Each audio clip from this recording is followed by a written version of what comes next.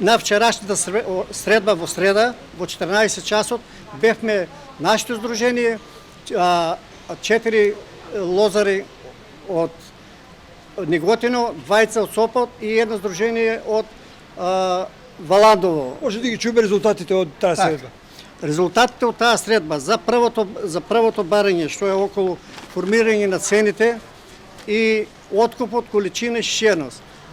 Министрот одговори во двете средби што ги има со минарите пред 2 недели, само е кажано дека винариите ќе откупат околу 90 милиона килограми гројзе, али не е кажано по која сорта.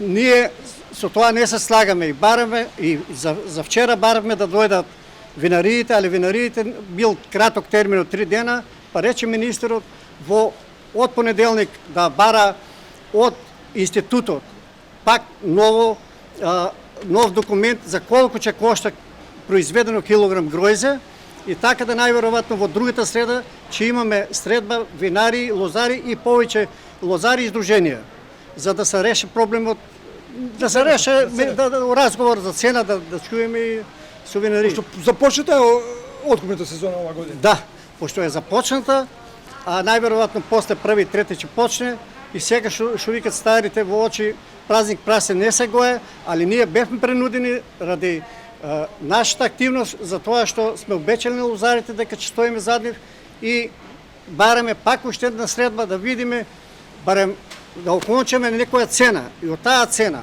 што ќе окончаме меѓу винарите и лозарите да биде заштитена со закон, да немат право винариите да се играат како лани, него да биде заштитена со цена, таа цена која ќе ја постигнеме да се почитува и да има на вагата кантарните белешки да пише цената што ќе ја договориме.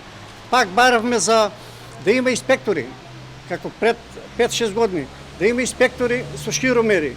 Кој не е задоволен од ширата која му мерат, да има право или ако го крадат на вагата, да има право да се жали. Тоа е околу првата точка.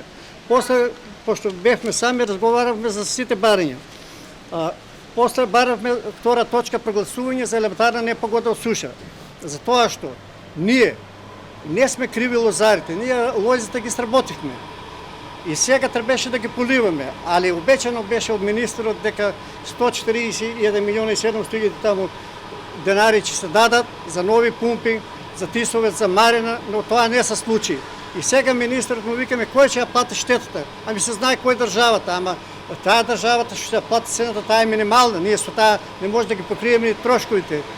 И кога му викам ќе ја правите, мислам сите, баравме, кога ќе ја прават линијата, рекоа дека сега после сезоната ќе почнеле со активности, али до сега требело топката си ја фрлат еден на друг, дека директорите што се на водозапанство да барат требување уште тоа во ноември месец, што требело да се работи. А директорот вика обратно, па не пуштат пари одгоре и тоа е една испомешана работа. Трето, баравме да се исплатат 2 денара и ковид средствата. Али министерот во вчерашната средба се изјасни дека ковид средствата и 2 денара сега го продолжи рокот, ќе се исплачале во септември. Баравме за зелената нафта.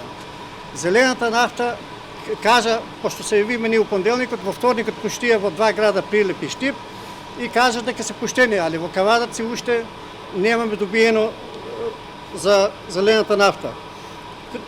Прашавме за исплата на регистрирани млади земјоделци, зашто 20% не му е исплатено за 19 и 20. Па рече дека тие сега ги работеле, 18 исплатиле, сега ги работеле. И уште баравме исто за штета за измрзнување. Тоа го баравме уште пред 2-3 месеца, кога се деси тоа. И прашаме дали докаде е состојбата, зашто не почна со исплата. Него тој одговори дека тие поминале во парламентот таму на комисии, сега понати не знаеше да каже кога ќе се исплаќат. И уште за добро, тоа уште за кој има продадено гројзе во Повардари и во винарите Стефани. Затоа што министерот вика дека се уште 20 луѓе за доплата тие што се одржават, што ги доплати. Але јас не се слагаме со тоа, затоа што ние у овие на година има луѓе многу што бараат пари, средства од поврдари што не се исплатени државата. Па затоа јас повикувам на мојот број 072 422 193 дано да се јават, па ќе се договориме да ни достават кантарни белешки, да му доставиме на министерот, ако може да се обештетат и тие другите лозари.